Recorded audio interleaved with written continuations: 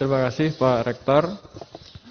Hadirin para pemirsa yang dirahmati Allah, tiba saatnya mari kita simak bersama ngaji bareng Gus Bahak dengan tema meneguhkan Islam rahmatan lil alamin. Waktu dan tempat kami persilahkan untuk Gus Bahak. Assalamualaikum warahmatullahi wabarakatuh. Waalaikumsalam warahmatullahi wabarakatuh. Alhamdulillahirabbil alamin. Allahumma shalli wa sallim ala habibika Mustafa ka nabiyina Muhammadin wa ala alihi washabihi ajmain. Amma ba'du. Yang kita hormati Bapak Rektor UMN Dr. Fauzan MPD, Bapak Suparto, Bapak Haris, Bapak Stardi dan Bapak Irwinto, juga Direktur Telkom Bapak Mungkas, teman-teman UMM dan semua yang mendengar yang kami hormati. Ini ngaji itu harus objektif itu jujur. Jadi bisa saja korbannya ya saya, bisa rektornya, bisa semuanya. Tapi korban dengan makna yang bagus. Karena di antara saran Al-Quran, Allah ngendikan kalau belajar atau mencari nasihat atau mencari kebaikan apa saja, itu diistilahkan walau ala anfusikum awil walidaini wal aqrabin, meskipun ketentuan itu merugikan kamu. Jadi ketentuan apapun yang merugikan kita harus tetap kaji, meskipun itu tidak menguntungkan kita. Karena banyak problem, mulai dulu sebenarnya problem itu orang yang wakam da'in yadda'i annahu da'a ilallah, tapi hakikatnya yad'u ila nafsi. Jadi banyak da'i yang mengklaim dirinya mengajak ke Allah dan Rasul, tapi sebetulnya hakikatnya mengajak ke kelompoknya sendiri. Saya ini termasuk kiai yang masih orisinil. Artinya orisinil gini, suatu saat atau kapan saja saya kok sudah tidak laku jadi kiai, asal Islam jalan tetap senang. Karena nggak penting yang populer saya apa enggak, itu tidak penting. Yang penting agama ini tetap jalan.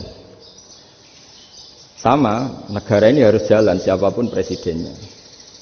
Ya, ini penting saya utarakan karena perbedaan antara nafsu dan komitmen beragama itu tipis sekali. Sehingga dulu pernah ada cerita, ini bukti keadilan Rasulullah SAW. Pernah suatu saat Nabi itu ngaji, yang ngaji seperti ini. Terus ada pemuda dengan cueknya ngelewati masjid yang sedang dipakai Nabi ngaji. Singkat cerita semuanya ngomel ya, bergumam. Celaka betul pemuda itu, ada Nabi ngaji kok tidak ikut ya. Tapi Nabi secara besar hati ngendikan, ini ada di beberapa kitab di Fadhailul Kasbi, keutamaan kerja. Kata Nabi, pemuda itu mau mencangkul di lahannya. Jika dia mencari nafkah untuk keluarganya, untuk kebaikannya, maka itu bagian dari ajaranku.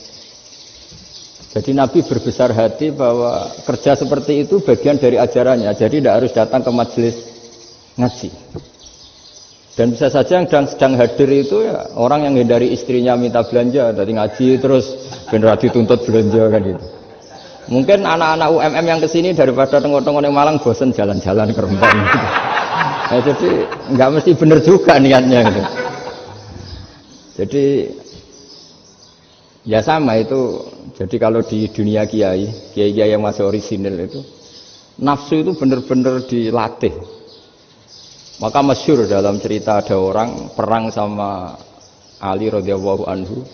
Ketika perang ini sangat semangat, tapi ketika orang itu meludahi dan Sayyidina Ali ini tersinggung karena diludahi, Sayyidina Ali langsung angkat tangan, sudah perangnya nggak usah diteruskan, karena saya marah sama kamu sekarang demi nafsu, karena kamu meludahi saya, padahal saya tadi motifnya demi Allah dan Rasul. Jadi sangat tipis bedanya kita emosi karena diri kita dan emosi karena Allah dan Rasul. Sehingga ketika diludahin ini terus beliau mikir, jangan-jangan perang saya karena saya diludahin. Nah, yang hilang dari peradaban modern adalah Allah itu tidak begitu hadir di hati kita. Saya sering cerita di mana-mana, teks hadis itu sebenarnya berbunyi gini, ini hadis sahih.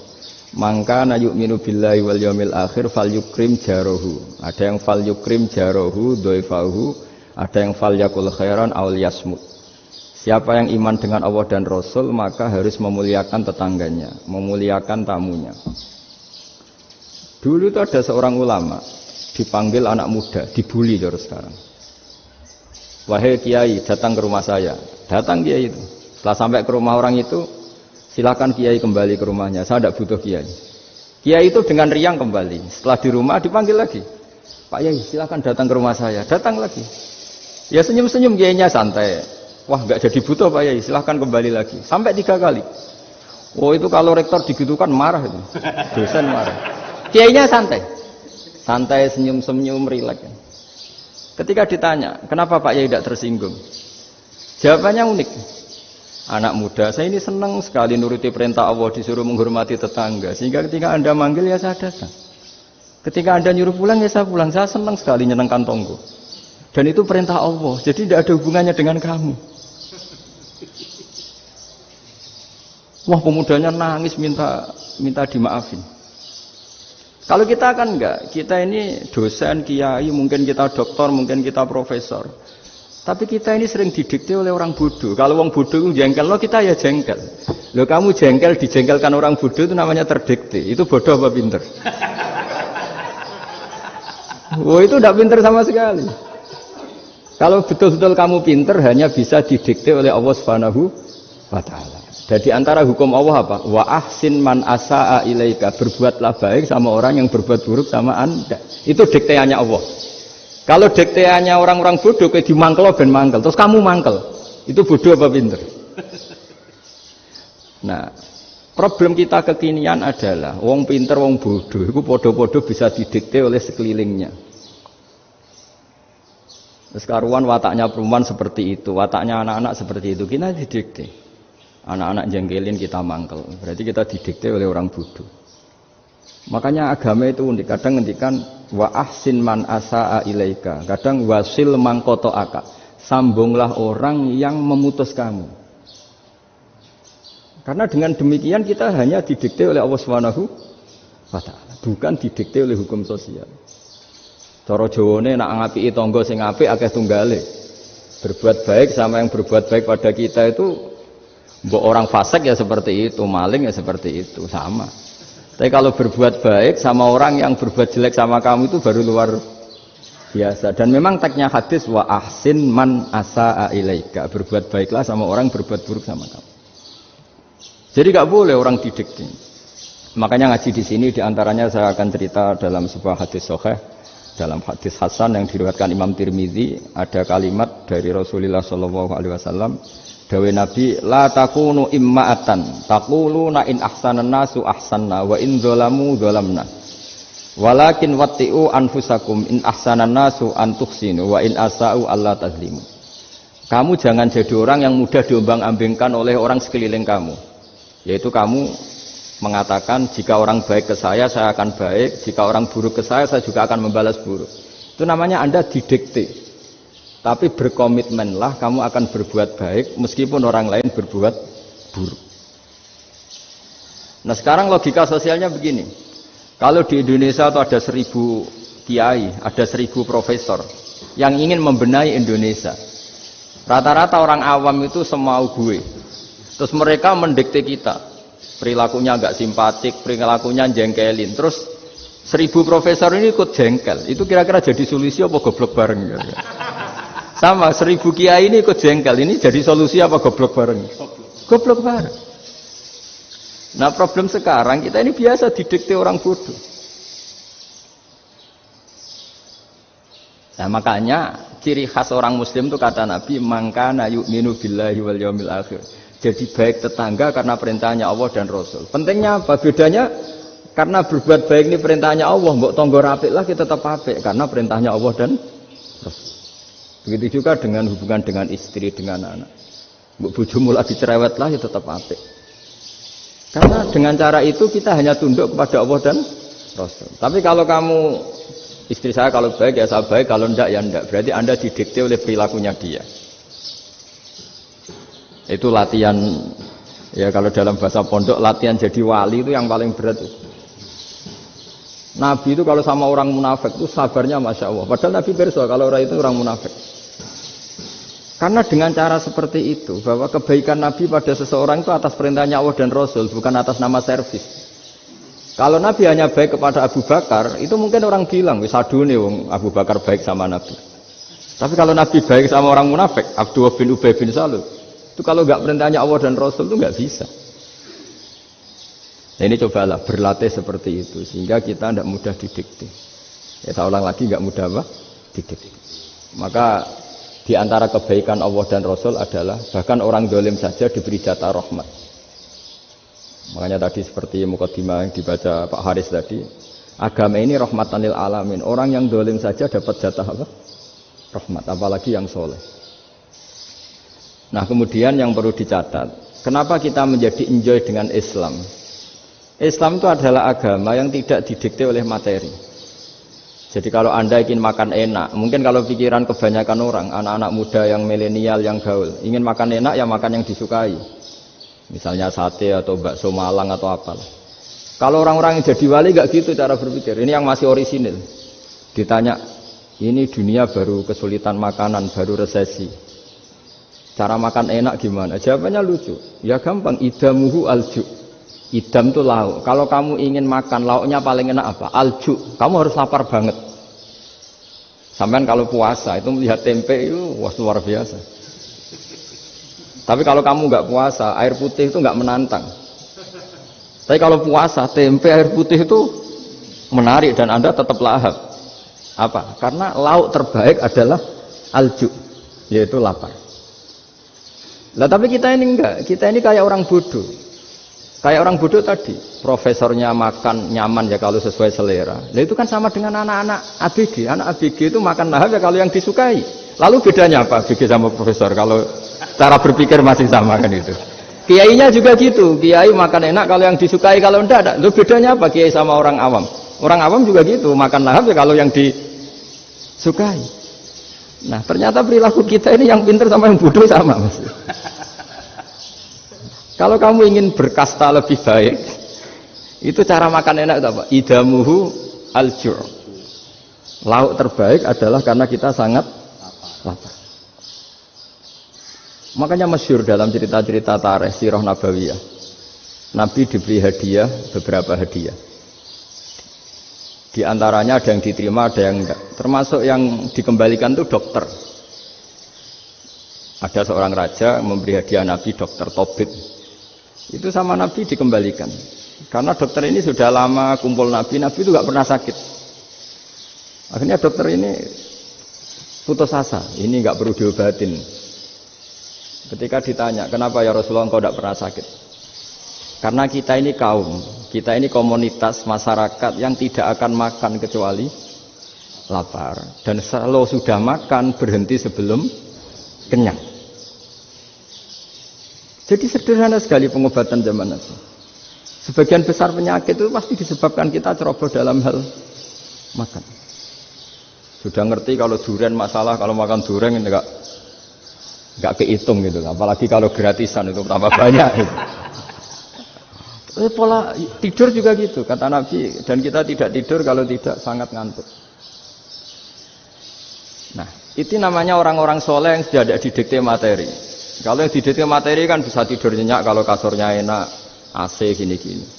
Sebenarnya enggak, tidur enak itu ya kalau sangat ngantuk. Mbok di gudang, mbok di bis, kalau sangat ngantuk ya semuanya ya enak. Sama, mbok lapar, mbok hanya tempe, tapi kalau sangat lapar itu ya enak. Nah ini ilmu yang mulai hilang, ilmu-ilmu yang mulai hilang. Nah, cara ibadah juga gitu. Kita ini kan, saya ini punya bapak kiai, mbah kiai, punya guru yang sangat alim ya seorang kiai Kiai Memun. Itu dulu kita pengkaji ilmu, itu tidak pernah tahu bedanya NU dan Muhammadiyah.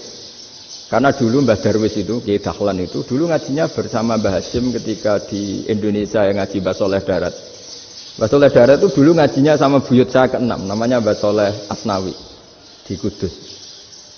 Mbah Soleh Darat itu dulu alim-alimnya orang Jawa ya Mbah Soleh Darat, Soleh bin Umar. Tempatnya di Semarang, tapi beliau itu sebenarnya orang Jepara yang dekat Kudus. Setelah di Mekah, Mbah Hasyim ini mondoknya mulazimnya ke Syekh Mahfud Termas. Tapi sesekali ke Syekh Khotib Minangkabau. Nah, yang Mbah Ahmad Dahlan lebih sering ke Syekh Khotib Minangkabau, sesekali ke Mbah Mahfud. Singkat cerita, karena Syekh Khotib Minangkabau sudah modern, terlibat organisasi dunia. Pas itu beliau pengagum Muhammad Abduh, pengagum Rasid Ridho. Sehingga bawaannya Mbah Dahlan itu lebih pergerakan, karena beliau lebih mengidolakan Syekh Khotib. Nah, Syekh Khotib sendiri sebenarnya orang Minangkabau. Jadi beliau namanya Muhammad saja sebenarnya. Jadi menantunya orang Arab. Oh, itu dicibir mertuanya ini karena punya mantu orang Jawa, orang ndak Arab. Singkat cerita terus si mertuanya bilang gini, kamu jangan pernah bilang kalau orang Arab itu mansa kanal Arab, orang yang bertempat di Arab. Walakin man takallama bi arabiyyin fasihin, tapi orang bisa ngomong Arab secara fasih.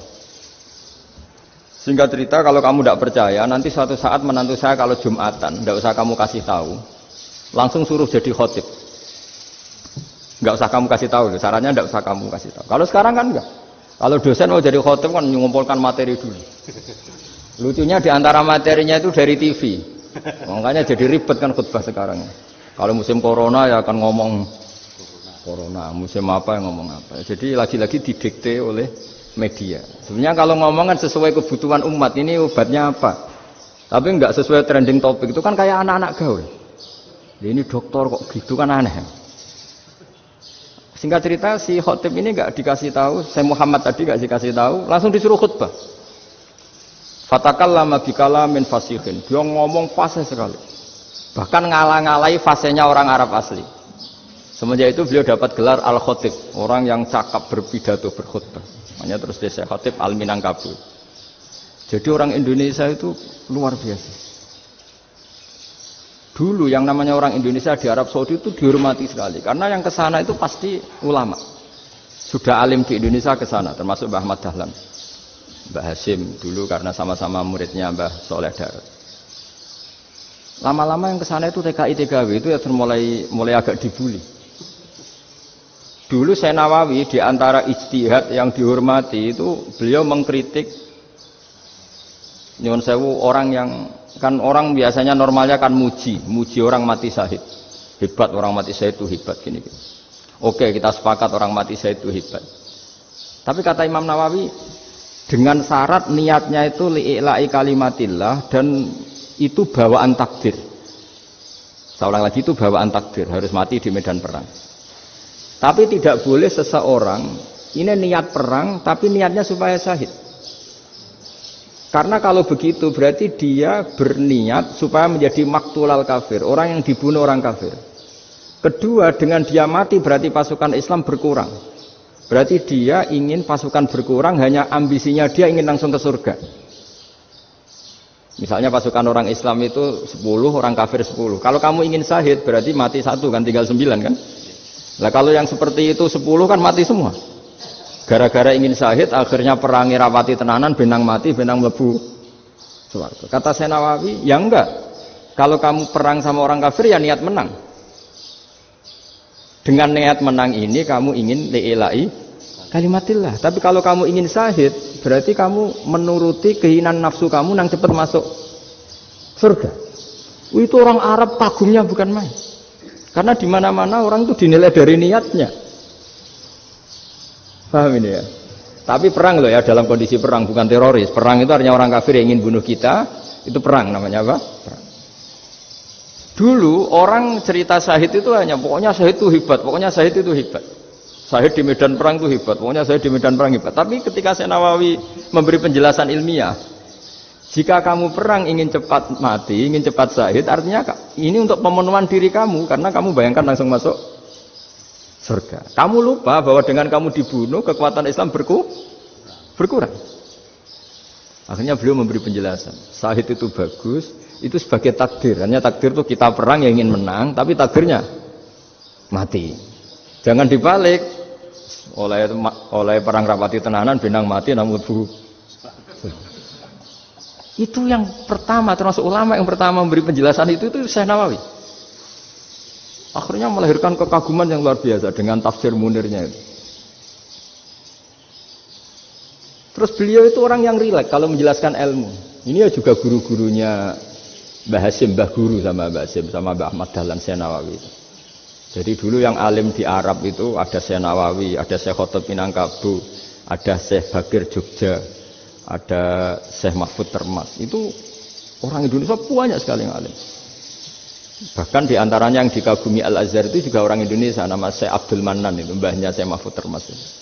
Itu pertama ada duta besar Indonesia di Mesir, itu termasuk barokahnya Mbak Abdul Manan tadi, itu juga orang Indonesia. Jadi pemahaman ulama Indonesia itu khas, termasuk ketika memaknai apa? Syahid. Ketika memaknai apa? Syahid. Itu unik. Ketika Syekh Nawawi diuji dulu itu yang namanya ulama diuji dulu oleh 100 ulama. Jadi dulu ya ada kompetisi. Imam Bukhari diakui jadi ahli hadis itu diuji oleh mi'atu muhaddisin, 100 orang ahli hadis. Sanad dibolak-balik, matanya dibolak-balik, tapi beliau tetap bisa mengembalikan proporsi sanad itu. Syekh Nawawi pernah diuji gini. Ayul afdol al ulama awe salatin. Keren mana ulama sama raja atau sama orang-orang kaya, sama penguasa? Ya keren ulama. Terus dibully sama orang. Tapi setahu saya banyak ulama yang antri di rumahnya raja. Tapi saya tidak tahu melihat raja antri di rumahnya ulama. Kan kebanyakan kan mungkin ustadz atau kiai yang antri ngajukan proposal kan enggak. Nah, kalau raja kan enggak pati itu, malah enggak usah antri. Kiainya sudah nyambut sebelum datang. Jawabannya lucu Syekh Nawawi itu, dan yang tanya itu langsung diam. Ya karena ulama itu tahu fungsinya uang, sehingga cara nyari sampai seperti itu. Sementara raja-raja itu tidak tahu fungsinya ilmu, makanya tidak pernah sowan ulama. Sehingga, jadi ya dianggap enteng saja. Ulama kan tahu fungsinya uang, tahu untuk pondok, tahu masjid. Sementara raja tidak tahu fungsinya ilmu. Jadi itu khas Jawa ya. Khas Jawa, khas Indonesia. Apa-apa yang menurut orang banyak dengan tanda kutip itu buruk atau baik, itu orang Jawa menafsirkan tuh gampang saja. Sehingga semenjak itu Jawa itu dipandang betul. Saya punya kitab namanya Qadhayal Haji wal Umrah. Itu terbitan Hayatul Ulya Arab Saudi, milik Wahabi. Itu diantara fatwa yang dipakai untuk solusi muskilatul haji, problem-problem haji kekinian. Itu fatwanya syekh-syekh yang dari Indonesia, termasuk Syekh Khotib Minangkabau, Syekh Nawawi Banten, Syekh Bakir Nur Jogja. Misalnya begini, dalam fatwa-fatwa yang menyulitkan kita ya, sampai sekarang jadi perdebatan. Ketika Safa dan Marwah itu dengan batas tertentu, saya ulang lagi dengan batas tertentu, mau tidak mau atas nama kebutuhan, itu kan butuh perluasan. Karena kalau naik turun itu mudah disepakati ulama. Jadi misalnya gini ya, saya punya tanah seluas ini. Pasti orang akan mengatakan sampai bawah ya tanah saya, sampai atas tanah saya. Itu mujma' alaih, itu disepakati. Jika Nabi ngendikan al-Ka'bah min tuhumil ardi ilas sama Ka'batun. Ka'bah sampai ujung bumi, sampai ke aras semuanya Ka'bah. Sehingga tidak ada perdebatan ulama ketika Masjid Haram ditingkat, kemudian yang di atas sholat.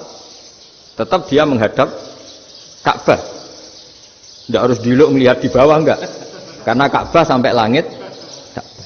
Sama, tanah Anda kamu tingkat sampai 10, enggak ada tetangga protes. Karena bawah sampai atas tanah Anda. Tapi kalau diperluas, tanah Anda kamu luaskan setengah meter saja atau 3 cm saja, iso geger mbek tonggo. Karena di mana-mana batas itu ya tadi, kalau atas bawah miliknya, kalau samping enggak. Pertanyaannya, perluasan Mina itu ke samping. Perluasannya Matof yang Mas'a itu juga ke samping. Geger kan ulama dunia. Bagaimana hukumnya Mina Jadid? Mina yang diperbarui atau Mina yang diperluas. Itu diantara rujukan baik yang membolehkan maupun yang menentang. Itu ya syekh-syekh Indonesia.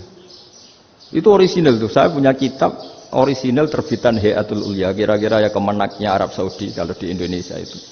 Itu yang dirujuk dawuh Syekh Nawawi, dawuh Syekh Khatib Minangkabau. Karena apa? Ada logika khas Jawa. Misalnya begini. Meskipun saya tidak perlu fatwa Mina jadid sah apa enggak, memang jadi perkhilafan ulama. Misalnya kampung ini dinamai Mina. Pertanyaannya gini. Tanah yang di samping ini bisa milik Anda apa enggak? Ya bisa Gus kalau dibeli atau dihibahkan. Berarti tanah di samping Anda menjadi milik Anda karena ada proses pengambil alian lewat beli maupun hibah. Nah masalahnya ini negara itu berhak menganeksasi atau memasukkan ini sebagai Mina.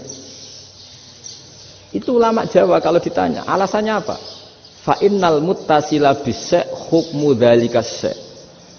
Karena yang gantet, yang mutasil itu bisa dihukumi seperti sesuatu itu. Jadi kalau ini Mina, ya yang gantet Mina ini ya bisa dikatakan Mina. Beda dengan membuat Mina Malang Mina, wah itu tidak bisa, tidak mutasil kan? Itu enteng sekali ulama Jawa. Satu ya tentu karena kebutuhan, tapi asal masih al-muttasilu bihi, yang masih tanah yang masih mutasil dengan. Nah, ketika perluasan mas'ah antara sofa dan marwah kan misalnya ini batas luasnya sofa, ini batas luasnya marwah. Lalu atas nama kebutuhan, sofa marwah itu sampai sini. Sampai agak meluas ke sini. Itu geger Arab Saudi. Wah, ini gimana? Padahal tawaf itu harus antara gunung sofa dan gunung marwah. Sa'i itu ya. Tapi kalau istilah Quran memang tawaf sama-sama. Makanya apa? Inna sofa al-marwata min sya'airillah faman hajjal baita wa i'tamara fala junaha alaihi ayyat tawafati. Nah, jadi kalau istilah sa'i di Quran itu masih tawaf. Karena harus ada, kalau bisa lah, bukan harus. Kalau bisa memang harus ada unsur muternya. Kita kalau sa'i kan dari sini sofa sampai sini marwah, terus kan agak muter ke sini. Nah, kan agak membentuk lingkar. Nah, makanya Quran tetap mengistilahkan apa? Tawaf. Jadi bukan sini ke sini terus sini ke sini kan enggak, tapi sini sampai sini terus muter kan? Terus sini. Jadi antara setar dan selama ini prakteknya kan gitu ya. Sofa ngambil sini, terus ke sini, terus agak muter. Nah, karena ada unsur agak muter ini terus orang menyebut apa? Tawaf. Tapi itu bukan syarat sah, ini cerita ideal. Saya ulang lagi ya. Gunung Sofa itu puncaknya atau pucuknya kalau dalam bahasa Jawa. Itu ya hanya segini, ini sampai sini. Nah, kelompok Islam yang fikih keras nggak boleh diperluas, karena Allah memilih tempat ini itu spesial, jadi nggak boleh ke yang lain. Tapi ketika kebutuhan mendesak, mau tidak mau harus diperluas. Itu jawabnya Kiai Jawa lucu.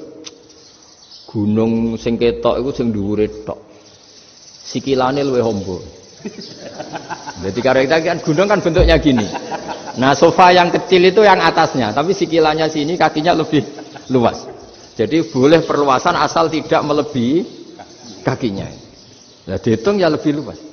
Jadi Kiai Jawa itu kayak wong delok gunung Penanggungan, kayak gunung Arjuna.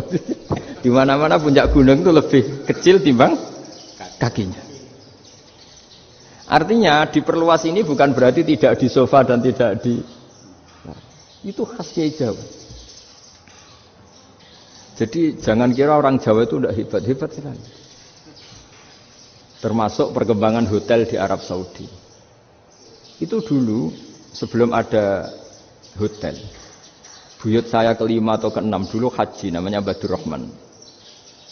Itu kalau mau ingin menghindari terik matahari itu masuk gua. Itu masuk gua itu hanya separuh badan, kakinya di luar. Jadi jangan bayangkan kalau gua di Indonesia kayak gua Akbar di Tuban orang bisa masuk jalan-jalan, enggak. Gua di Arab itu kayak cepitan batu, tidak sampai masuk. Sehingga kepalanya dimasukkan, kakinya masih kena matahari, saking panasnya Arab Saudi. Sehingga dalam bayangan hijrah ketika Nabi bersembunyi di gua Sur, itu kata Abu Bakar, kalau orang kafir melihat kakinya pasti melihat kita karena nggak bisa masuk penuh. Jadi orang itu mau dempes tok. Sehingga ya kira-kira luasnya gua paling segini. Makanya guyonannya kiai-kiai itu untung nggak kayak gua Indonesia. Kalau kayak gua Indonesia laba-labanya capek karena luas sekali. Jadi jangan bayangkan gua Arab tuh kayak gua Indonesia. Makanya bayangannya, andai kan orang tuh melihat ke bawah pasti melihat kita karena orangnya tidak bisa masuk penuh, nggak bisa masuk 100%. Ya kayak cepitan batu lah mirip. Itu kan mirip Gunung Uhud. Gunung Uhud kata Rasulullah nanti kalau kamu perang itu di atas, menang atau kalah di atas. Musuh biar di bawah. Dengan di atas kamu bisa manah. Jangan bayangkan kayak Gunung Merapi, kayak Gunung Penanggungan. Lah kalau Gunung Penanggungan mana ke bawah yang leyang kan? Jadi gunung di Arab itu kayak bukit. Ya sampean pernah kan ke Uhud itu ya sama ini aja tinggi ini kan? Nah ini yang mulai ada mis. Makanya nerjemah itu susah di Indonesia. Karena jabal itu udah harus tinggi. Kalau tinggi nggak bisa mana dari atas ke bawah kan nggak ngefek kan? Sampai kalau ke Uhud gunungnya kan pendek sekali sehingga yang mana dari atas ke bawah ya kalau kena musuh ya celaka karena memang dekat. Ya kalau gunung Indonesia mana dari atas ke bawah yang ngeleyang nggak ngefek. Nah itu susahnya nerjemah bahasa Arab ke kita. Jadi apa ya? Transkrip itu nggak gampang karena ada pengertian yang beda. Kita kalau bilang gunung itu tinggi sekali. Sampai banyak mahasiswa tersesat ya saking tingginya. Kalau orang naik Uhud gak akan tersesat, wong ketok dari bawah itu. Nah ini pentingnya ngaji ya. Jadi akhirnya ulama-ulama Indonesia itu dipakai rujukan. Jadi mulai Mbah Hasyim, Mbah Ahmad Dahlan sampai era buyut-buyut itu masih orang alim. Lama-lama yang di Indonesia ini orang-orang yang bodoh. Sehingga orang Jawa kalau ke sana dibully, ya Jawa tak kulul khaya. Orang Jawa itu penggaweannya itu makan ular. Karena belut itu kalau di kamus itu persis ular. Dulu itu kan kamus tidak full color. Gara-gara gak full color, gambar belut sama ular itu sama. Belut itu belut sama ular kalau gak full color gambarnya sama apa enggak? Sama. Terus orang Jawa itu kan masih banyak yang makan bajing itu apa? Ketupai. Bajing kalau digambar tidak full color sama dengan tikus. Gambar yang tidak warna. Hitam putih. Sehingga kita ini dibully pemakan tikus dan pemakan ular. Karena belut itu persis ular kalau digambar yang tidak full color. Sampai datang Syekhona Khalil, datang ulama. Ngarang kitab ya judulnya Al-Belut. Karena enggak terima bangsanya dinyak makan apa? Ular. Terus dikarang. Wal belut hayawanun bakhriyun terus ya isu fi kadza wa kadza. Itu beda dengan al hayyah. Itu diterangkan. Mulai bisa nerima. Terus sistem hotel juga gitu. Sampai tanyakan dalam sejarah dulu orang Sedayu ada namanya Syekh Mukhtar. Syekh Mukhtar bukan bikin rumah besar yang siapapun orang Indonesia haji itu nempat di sana. Nah ini yang menginspirasi akhirnya ada hotel. Dulu Syekh Mukhtar hanya menyediakan untuk hujat-hujat Indonesia. Lama-lama jadi hotel. Tidak mau saya mau cerita. Kata Mbah Mun sering cerita. Kenapa wa ma arsalnaka illa rahmatan lil alamin, kata Mbah Mun. Allah itu pasti bikin ulama yang tidak produk Arab itu pasti ada. Kalau orang Arab jadi ulama wajar, bahasanya Arab, domisilinya di Arab. Tapi Allah akan selalu bikin ulama yang tidak bangsa Arab. Imam Ghazali itu Tus itu Persia. Imam Bukhari itu kira-kira kalau sekarang ikut Uzbek. Ya, Imam Bukhari itu kalau negara sekarang ikut mana? Uzbek. Kenapa demikian kata Mbah Mun? Karena Allah sudah ngendikan wa ma arsalnaka illa kafatal linnas. Manusia semua ini kena khitabnya Islam. Kalau tidak ada ulama yang dari berbagai negara, kesannya Islam itu hanya milik orang Arab Saudi. Makanya Allah selalu bikin ulama-ulama yang bahkan tidak Arab. Termasuk Imamul Muhaddisin, yaitu Imam Bukhari, itu orang Uzbek. Orang Rusia lah kalau sekarang, ikut Uni Soviet dulu. Imam Ghazali itu orang Persia. Syekh Nawawi itu orang Banten. Karena Allah ingin memaklumatkan bahwa Islam ini untuk semua. Sehingga orang yang tidak Arab pun bisa belajar Islam. Yang alimnya itu nggak kalah sama orang apa? Arab.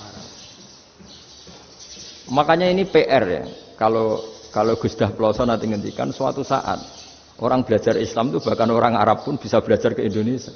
Kalau orang Indonesia bisa alim betul kayak dulu. Sekarang banyak liga antar ulama. Itu orang Indonesia pasti masuk.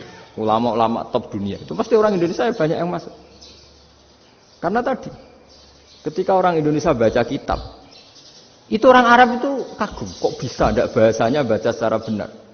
Bukan sekadar bisa baca secara benar.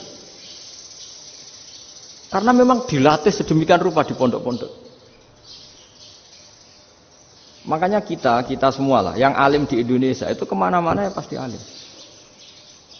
Dulu putra Mbah Mun namanya Gus Zofur itu tahun pertama ya sudah the best di tahun pertama. Kalau tahun pertama the best-nya ilmunya bawaan dari sarang, dari keluarganya. Gus Najib mondok di Said Muhammad tahun pertama sudah dipuji sebagai yang teralim karena ya sanu. Kalau dipujinya tahun ketiga, tahun keempat kan mungkin dapat dari sana. Ini tahun pertama. Saya ulang lagi tahun pertama. Karena pengajaran di Indonesia itu luar biasa di pondok-pondok ini. Makanya kalau dalam anekdot pondok itu cerita-cerita lucu itu. Ada orang Jakarta ngaji, setelah di kelas itu pelengahan terus. Melihat jendela, lihat pintu terus. Lama-lama gurunya marah. Kamu diajarin kok ndak punya sopan, melihat pintu terus gak memperhatikan guru. Anak Betawinya jamnya lucu. Habis Pak Guru bohong. Kenapa ya? Kamu Pak Guru bilang Ja'a Zaidun, Zaid datang. Tak lihat gak ada yang datang. Setelah itu contoh nasab kan ro'a itu Zaidan. Saya melihat Zaid, saya gak melihat Zaid. Contoh ketiga yang jar kan maror tu bi Zaidin. Saya berjalan ketemu Zaid. Pak Guru diam di situ gak jalan-jalan. Jadi saking detailnya Indonesia dia diajari. Kalau rofa Ja'a Zaidun, kalau nasab ro'a itu Zaidan, kalau jar marortu bi Zaidin. Nah si murid Betawi ini karena pertama sekolah, ngiranya gurunya itu cerita Zaid datang, makanya dia ngelihat pintu terus. Mana katanya datang kok tidak datang-datang. Nah dengan latihan seperti itu, kemungkinan orang Indonesia salah itu kecil karena memang dilatih betul. Saya ulang lagi karena memang dilatih betul. Sehingga ketika orang Indonesia ini yang cerita seorang wartawan. Ini kisah nyata. Kalau ini tidak anekdot, kisah nyata. Ada wartawan internasional ngeliput Ramlah. Ramlah itu di Gaza, di Palestina. Wartawan Indonesia ini hanya bisa bahasa Inggris. Dijak ngomong bahasa Arab. Terus dia bilang saya tidak bisa. Saya tidak bisa, saya bisanya ngomong Inggris. Tapi apa yang terjadi setelah sholat, si Indonesia ini jadi imam, pakai sholat jariyah lagi. Baca bismillah benar, bismillahi jar karena mudhof ilaih. Terus ketika iktidal ya benar, Rabbana lakal hamdu mil'us samawati wa mil'ul ardi benar. Ketika takhiyat ya benar, at-tahiyatul mubarakatuh sholawat. Sama orang Arab ini diambungi. Orang Arab kalau senang orang itu dicium. Kamu tawaduk, sebenarnya kamu itu ahli bahasa Arab. Karena orang Indonesia sekali sholat, itu gak ada yang salah. Meskipun benarnya karena hafalan, tapi bagi yang ahli nahwu, itu hebat. Misalnya kita kalau ngapalkan kan, bismillahi, bismi jar karena ba, Allahi jar karena mudhof ilaih, ar-Rahmani jar karena sifat, ar-Rahimi karena sifat. Alhamdu rofa karena mubtada, lillahi jar karena ada huruf jarli, Rabbi jar karena sifat. Sebetulnya tidak karena pinter, tapi karena hafalan. Tapi orang Indonesia hebatnya itu benar terus. Rabbana lakal hamdu, ya kan? Alhamdu rofa, terus mil'us samawati ya rofa karena sifat. Sehingga terus orang Indonesia kalau sholat di Timur Tengah itu dipuji, karena makhrajnya ya benar, rofa nasabnya juga benar. Nah itu di negara lain tidak ada yang kayak Indonesia. Orang Cina itu sering bikin marah orang-orang Arab karena kalau dongo itu nggak fasih kayak orang Indonesia. Orang Indonesia kalau dongo ya Allahumma tohir qalbi. Orang Cina ini yang jadi guyon di Arab. Allahumma tahir kalbi gitu. Itu kan bedanya jauh. Itu orang Arab pertama membiarin, lama-lama kalbun entak gitu. Maksudnya asu-asumu gitu. Karena dia bilangnya qaf itu kaf. Jadi kalau Allahumma do Allah tohir, kula aturi nyucekno panjenengan kalbi ing asu ingsun kan. Tapi kalau qalbi itu ati ingsun, tapi kalau kalbi anjing ingsun. Bedanya qaf sama kaf. Ana orang-orang kelbon entak. Asu-asumu maksudnya kan. Tapi padahal orang Cina itu bareng dilihat teksnya ya pakai qaf.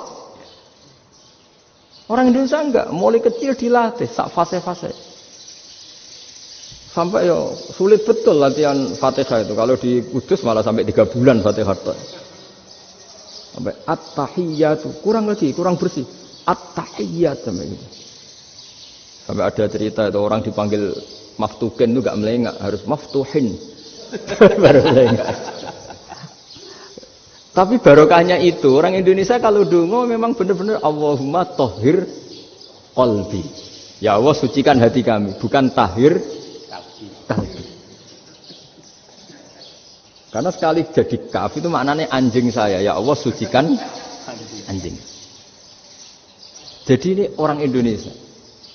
Jadi kata Mbah Mun, dawe Mbah Mun, illaka fatal linnas, bahwa agama ini milik semuanya.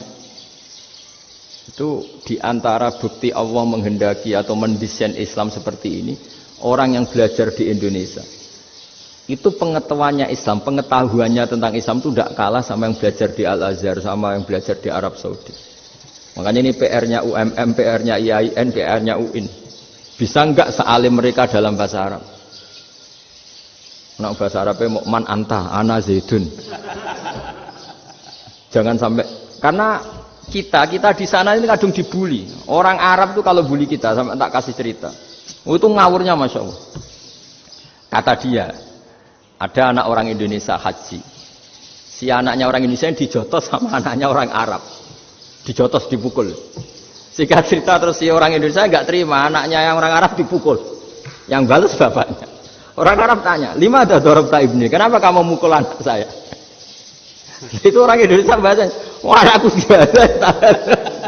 Jadi hanya bilang gitu. Artinya anak saya dihada ya maka tak ada. Bahasa Arabnya gitu. Anak saya dipukul maka saya balas mukul. Itu orang Arab mantuk-mantuk oh gitu. Paham? Suatu saat ada orang Indonesia itu sama orang Arab itu dilus-lus. Dilus-lus itu ya digini-giniin. Karena dia latihan bahasa Indonesia, latihan bahasa Arabnya itu masih mufrodat. Jadi kalau mengartikan yadun itu tangan, saro itu jalan. Jadi kalau jalan ya saro-saro. Roksun itu kepala. Ana itu ingsun. Jadi karena dia nggak ngerti penggunaannya. Itu bahasa Arabnya itu yadun anta. Jadi bukan yaduka tapi yadun anta. Berarti tangan kamu. Saro-saro itu jalan-jalan. Ala roksi anak yang atasnya sirah ingsun. Jadi mestinya yang benar kan yaduka saro ala roksi atau gitu. Tapi enggak dipotong-potong. Yadun tangan kan, anta kamu. Berarti tangan kamu. Saro-saro jalan-jalan. Roksun itu sirah, anak ingsun. Berarti di atas kepala saya. Orang Arab tertawa-tawa. Tapi paham. Maksudnya seperti itu. Jadi kita ini dibully di Arab itu Masya Allah. Jadi akhirnya lahirlah ulama-ulama tadi yang saya sebut tadi. Bahkan pernah lama sekali ulama Indonesia itu jadi master di Arab Saudi. Yaitu Senawi Banten. Itu kalau orang sana bilang itu Sayyidu Ulama Il-Hijaz. Top-topnya ulama Mekah Madinah. Padahal beliau orang Indonesia. Dan dimakamkan di Ma'la itu dekat makamnya Sayyidah Khadijah. Karena sangat dihormati. Nah, di antara sebab dihormati adalah ketika orang memahami syahid, maknanya pokoknya maktulal kafir. Syahid itu adalah orang yang kalau perang itu mati di medan perang. Itu Imam Nawawi merinci secara detail. Kalau dia perang supaya tujuannya mati syahid cepat ke surga, berarti dia nuruti hadzun nafsi, ingin cepat ke surga. Tapi dia lupa bahwa dia dengan terbunuh pasukan Islam berkurang kekuatan. Maka syarat perang yang benar adalah ya ingin menang. Di mana-mana perang ya ilahi kalimatillah supaya kalimat itu menang, jangan ingin kalah. Soal dia mati takdir, tapi jangan ingin mati. Wah itu terus dikagumi.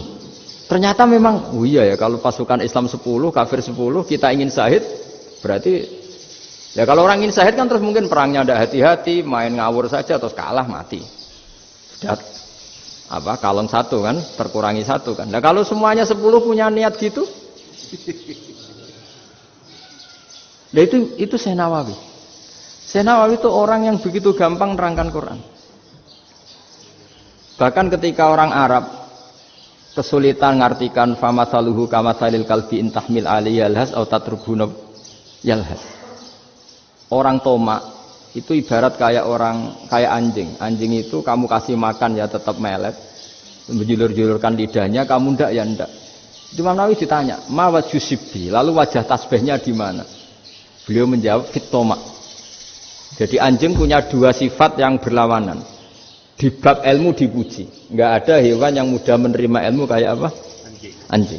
Sehingga Quran mengistilahkan wa ma 'allamtum minal jawarihi mukallibin. Hewan yang mudah diajari itu oleh Quran dibahasakan sudah menganjing. Karena anjing adalah hewan yang paling mudah apa? Diajarin. Itu diakui oleh Quran wa ma 'allamtum minal jawarihi mukallibin. Tapi dia punya sifat yang sangat buruk sekali, yaitu enggak pernah puas. Makanya ketika Bal'am bin Ba'ura, ada tokoh yang kedonyan ya. Itu kalau diistilahkan Quran walakinnahu akhlada ilal ardi wattaba'a hawa. Famasaluhu kamasalil kalbi in tahmil 'alaihi yalhas aw tatrukhu yalhas. Jadi anjing punya 2 sifat yang berlawanan. Di bab ilmu dipuji karena paling mudah diajarin. Itu saya pernah ke Malaysia, diceritain sama polisi Malaysia. Anjing itu saking cerdasnya itu bisa deteksi CD palsu sama CD bajakan, asli sama bajakan. Itu kan enggak kebayang. Kalau narkoba mungkin masih ada bau khusus ya. Atau mesiu atau bom masih ada bau khusus. Ini enggak. Anjing itu dilatih ngecek CD yang asli sama yang palsu. Oh itu kebablas itu pinternya itu. Itu harganya itu 1 miliar lebih. Paling mahal. Jadi mungkin bisa deteksi ini dosen betul apa abal-abal itu bisa. Itu kiai betul apa kiai pesanan itu mungkin bisa. Itu saya punya kitab namanya Al-Hayawanul Kubro. Itu cerita prestasi-prestasi hewan. Itu yang berkuras-kuras sampai berjilid-jilid. Itu ya cerita anjing. Tidak ada hewan sebaik anjing. Di bab itu ya, di bab sampai ya tadi. Ada anjing yang sangat loyal sama majikannya. Loyalnya Masya Allah, sopannya Masya Allah. Anjing itu mbok lama berbakti sama sampean, nggak mau tidur di ruang tidurnya sampean, dia tetap tidur di luar. Corong Jawa nggak ngelama. Suatu saat si raja ini minum, wisata minum. Pas mau minum diterjang sama anjingnya sampai tumpah. Kecewanya raja ini itu karena selama ini anjingnya sopan sekali. Sekedar ganggu di ruangannya nggak pernah, malah ini mau minum, minuman yang disukai diterjang anjingnya tumpah. Marah kan anjingnya di mana? Ternyata apa? Minuman itu anjing ini tahu kalau minuman itu beracun, diracuni oleh musuhnya. Itu saking hebatnya anjing sampai ketika ngawal rajanya itu tidak sekedar ada penjahat atau maling. Bahkan trik-trik kayak minumannya diracun oleh orang lain itu anjingnya tahu. Sehingga pas mau diminum diterjang sampai terus supaya enggak keminum. Makanya Quran istilahkan anjing itu apa? Wa ma 'allamtum minal jawarihi mukallibin. Hewan piaraan yang kamu ajarin nanti sampai sepinter anjing. Makanya Ashabul Kahfi itu ketika ngajak anjing tadi, beliau tidur, anjing itu tidurnya bil wasit, wakal buhum basitun dzira'aihi bil wasit. Jadi dia tidur dalam posisi siaga.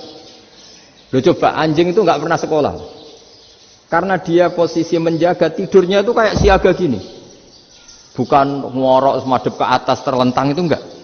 Andai kan dia tidur terlentang itu kan yang mau mengganggu kan, asune turu itu enggak. Dia tidur posisi siaga, makanya disebut lawit tolak ta'alaihim lawalaita minhum firaron. Kalau kamu melihat anjing itu pasti lari karena dia posisi siap merekam. Jadi tidur tapi posisi siap merekam. Jadi matanya tetap terbelalak kayak siaga. Padahal itu enggak diperintah, ya dia memang punya nalar untuk itu. Ini disebut wa ma 'allamtum minal jawarihi mukallibin. Dan dalam teori modern juga gitu. Tapi dalam hukum Islam yang dianut mazhab Syafi'i itu anjing tetap najis. Ya sudah najis ya najis, tapi ada mazhab lain yang mengatakan tidak najis. Tapi tidak usah ngurmat anjing, geger nanti kalau rektor kampus punya anjing.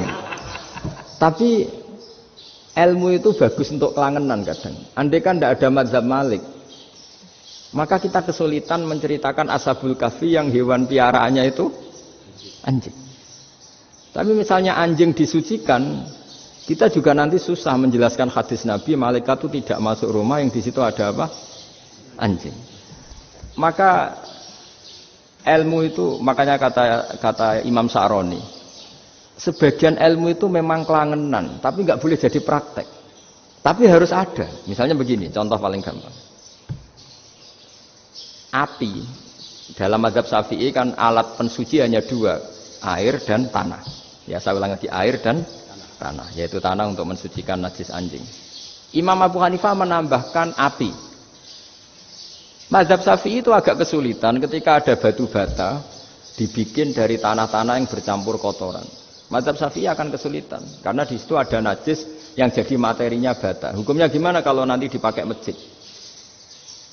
Tapi barokahnya ada beberapa mazhab. Abu Hanifah mengatakan dan api. Jadi apa tadi air, tanah, api. Alasannya masuk akal. Ketika usatul mukminin, orang-orang mukmin yang ahli maksiat itu sebelum masuk surga, kalau dia dosanya banyak itu dibakar dulu supaya suci. Emas itu untuk memisahkan dengan materi lain juga harus dibakar. Berarti api termasuk alat. Artinya gini, batu bata yang materinya dari tadi najis sekalipun, ini menjadi suci karena ngalami pembakaran. Tapi kata Imam Sa'roni, ilmu ini hanya sebagai ilmu. Jangan sampai kalau kamu mau wudu gak ada air terus membakar diri lah, ini ribet kan. Jadi ilmu itu sebagian memang untuk kelangenan. Karena kita butuh. Andai kan tidak ada mazhab Abu Hanifah, maka kita akan kesulitan pakai bata. Yang kita tahu cara bikinnya kadang di tempat yang kotor, di tempat yang najis. Tapi karena ini ngalami dibakar, maka hukumnya suci menurut mazhab Abu Hanifah. Dan itu sering. Ulama itu sampai apa? Saya punya kitab fikih namanya Fardul Masail. Pengandaian ada masalah. Jadi masalah itu belum terjadi tapi diandaikan. Misalnya kayak di Texas. Bumi itu bulat bola. Texas itu kalau dibor itu pas Ka'bah. Lalu kiblatnya di mana? Bumi ini kan hanya rubuk-rubuk seperempat. Yang ada arah itu seperempat. Tapi kalau Ka'bah itu sama Texas atau Texas dengan Ka'bah itu lalu kiblatnya mana? Wong sudah bebas arah. Maka ilmu mengatakan mara'ahu muslimuna hasanan fawa indahu hasanun. Kamu jangan nuruti ilmu hakikat tapi nuruti mindset. Kalau mainstreamnya orang banyak seperti itu, mindsetnya orang sana misalnya Ka'bah sana ya ikut sana. Tapi ini tidak mewakili hakikat karena kalau yang 380 derajat itu kan terus ribet. Makanya ini kesulitan di bab-bab fikih. Ya saya ulang lagi, kesulitan di bab-bab fikih. Makanya fikih itu selalu bicara, misalnya gini, ada orang sholat. Saya ulang lagi. Setelah salam pertama dia kentut, itu sholatnya batal apa enggak? Itu lama berdebat. Yang dikatakan rukun sholat itu salam pertama. Sehingga orang kalau sudah salam pertama, maka sudah keluar dari sholat. Maka kalau kentut gak apa-apa, wong yang keluar dari sholat itu salam pertama. Tapi lalu pertanyaannya, kenapa Nabi salam 2 kali? Lalu yang kedua gunanya apa? Ribet kan, partai ini kalah pasti kalau ditanya gitu. Tapi kalau ditanya dibalik, sholat itu satu ibadah yang dimulai dengan takbir, yang diakhiri dengan salam. Berarti salam pertama itu pengakhir apa nunggu salam kedua? Pertama, di semua ulama bilang salam pertama. Kalau salam pertama sudah pengakhir, berarti pembatalan setelah itu nggak punya efek, nggak punya akibat. Itu kan ribet. Debat fikih itu memang ribet. Fikih itu memang senam otak karena pertanyaannya mirip-mirip seperti itu. Nah, sampean milih mana? Milih salam pertama apa salam kedua? Pasti ulama milih salam pertama. Jadi anehnya fikih itu di situ. Misalnya orang mati, takbir itu berapa kali? 4 kali. Andai kan takbir 5 kali itu batal apa enggak? Satu ulama mengatakan 5 kali itu batal. Karena rukunnya sholat jenazah itu takbir 4 kali. Berhubung ini rukun, kalau nambahi ke 5, berarti menambahkan rukun. Kayak kamu sholat, rukuk 2 kali kan batal. Sujud 3 kali, batal. Karena menambahkan apa? Rukun. Berarti kalau takbir 5 kali, batal. Tapi pertanyaannya, takbir itu adalah wiridan biasa. Sehingga kalau ditambahkan, nggak punya akibat, batal. Jadi perdebatan ulama itu kadang ya lucu. Kayak kemarin Pak Haris pas pertama bertamu ke sini mau ngundang saya, tak ceritain. Dulu sholat jenazah itu pasti mayat di depan. Karena lazimnya sholat jenazah itu mayat di depan. Tapi mulai dulu ulama sudah berpendapat, andai kan jenazahnya di belakang pun tetap sah. Fa innal janazah laisat bi imamin. Karena jenazah itu tidak imam. Kenapa harus di depan? Oh, tidak imam kok harus di depan. Itu mulai dulu. Sehingga ketika Arab Saudi pernah mengalami tragedi, ada orang yang dibungkus kayak mayit, ternyata senjata. Setelah di dekat Ka'bah dipakai. Dulu tragedi tahun berapa itu? Pokoknya pernah ada tragedi itu. Semenjak itu Arab Saudi kalau ada orang mati tetap di kamar mayit, terus ada sholat jenazah. Padahal mayitnya di belakang yang sama. Jadi meskipun kita tidak akan bikin ajaran baru jenazah di belakang, ya tidak keren, kasihan kan. Tetap biasanya di depan ya di depan. Tapi meskipun jenazah ini di depan, kita tetap berpendapat, andai kan di belakang tetap sah, tapi nggak usah dipraktekkan. Nah, pentingnya ilmu ini begini. Saya misalnya di Rembang, boleh nggak nyolati ghaib jenazah yang di Surabaya? Boleh kan? Padahal yang kita solati di belakang. Jadi ilmu itu penting. Cocok tidak cocok, namanya ilmu itu penting. Terus ada gini lagi pertanyaan di fikih. Memang saya sengaja akan ngaji fikih. Kalau ngaji intelektualitas orang Muhammadiyah juara lah. Tapi ini ngaji fikih. Ada orang sarongnya itu pas sampai lutut. Kalau berdiri lututnya tertutup. Tapi nanti kalau ruko agak jengking lututnya terbuka. Itu batalnya nunggu ruko apa mulai takbir sudah batal? Padahal pasti nanti batal kalau ruko ini. Itu ada ulama yang mengatakan, ya batalnya nunggu ruko. Bagaimanapun terjadinya pembatalan waktu ruko. Ada ulama mengatakan yang enggak mulai awal sudah tidak sah itu, karena pasti ngalami batal. Nah, pertanyaan-pertanyaan seperti itu penting karena lalu Allah menilai apa? Ya nilai niatnya. Misalnya gini, kalau contoh itu mungkin Anda tidak tertarik, tapi contoh begini. Kita mau operasi jam 10 siang. Kita tahu kalau nanti 10 siang akan divonis medis harus makan karena mau berobat. Malamnya itu kalau kamu orang soleh, bayangkan kamu orang soleh. Kalau tidak orang soleh kan tidak punya komitmen. Kamu milih niat puasa, apa enggak jam 10 mesti mokak menisan raposo. Kamu orang soleh. Kalau kamu orang soleh pasti milih puasa, karena ini Ramadan. Meskipun nanti jam 10 pasti disuruh batal sama dokter. Setidaknya kita berpikir gini, nak mati jam itu paling enggak ditulis saya sebagai orang yang puasa.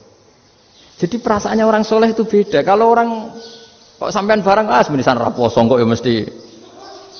Sampean tidak pernah berpikir bahwa puasa mulai fajar sampai jam 10 itu luar biasa. Bisa saja kita mati jam 7, bisa saja mati jam 6. Kan ditulis Allah sebagai orang yang berkomitmen terhadap puasa. Terus ada kemungkinan kecil.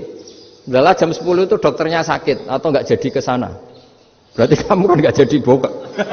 Kan ya mungkin juga. Sama yang tadi. Delalah sebelum ruko ana wong sing nyarongi sampean. Sehingga sholatnya normal. Kamu tidak menemukan pakaian yang pas, jebule pas setelah ruko, mau ruko ana wong wah sholatnya kira bener disarongi. Itu agama. Jadi agama itu dimulai dari mana coba? Dimulai dari niat, dari komitmen. Nah, sekarang kelirunya kenapa ada garis keras? Agama itu dimulai dari keinginan ideal. Itu yang mulai itu ada orang-orang garis keras. Agama ini enggak, agama ini dimulai dari niat. Sampai ada kaidah agama la yudraku kullu la yudraku kullu. Kalau tidak bisa ideal jangan ditinggalkan sama sekali. Tapi orang enggak, sekarang bayangkan Islam itu ideal. Pemimpinnya ya soleh, masyarakatnya soleh, enggak ada maksiat, enggak ada apa. Nan apa ilmu? Kalau secara ilmu mulai dulu ya ada orang dolim, ada orang soleh. Nabi kurang baiknya.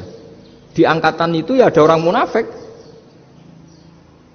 Sehingga ulama itu sudah berpendapat ideal itu piye? Zaman Nabi saja ada orang apa? Munafik. Itu ilmu. Kalau nuruti kelangenan, inginnya dunia ya steril, nggak ada maksiat, nggak ada. Dan agama itu diciptakan Allah itu memang unik. Calon Nabi misalnya, Nabi Musa itu sing rumat Fir'aun. Ketika Nabi Muhammad lahir, sing ribet manitia ini Abu Lahab. Orang dosen UMM. Coba. Karena Allah ingin memaklumatkan ke kita bahwa agama ini akan hidup di kondisi apapun. Asia, istrinya Fir'aun, itu termasuk mukminah yang dipuji Quran. Padahal dia bukan istrinya pengurus NU atau pengurus Muhammadiyah. Istrinya Fir'aun. Tapi itu pelajaran bagi kita bahwa orang-orang baik itu tidak harus di lingkungan yang baik. Masjid paling makmur itu kadang di dunia mungkin, ya jangan bakas Mekah Madinah itu karuan. Mungkin di antara masjid yang makmur justru yang di Kanada, di Amerika mungkin. Karena merasa minoritas itu perpustakaannya ada, kajiannya ada. Tapi banyak masjid di daerah pesantren yang malah sepi. Karena kiainya tahu jamaah di masjid itu wajib.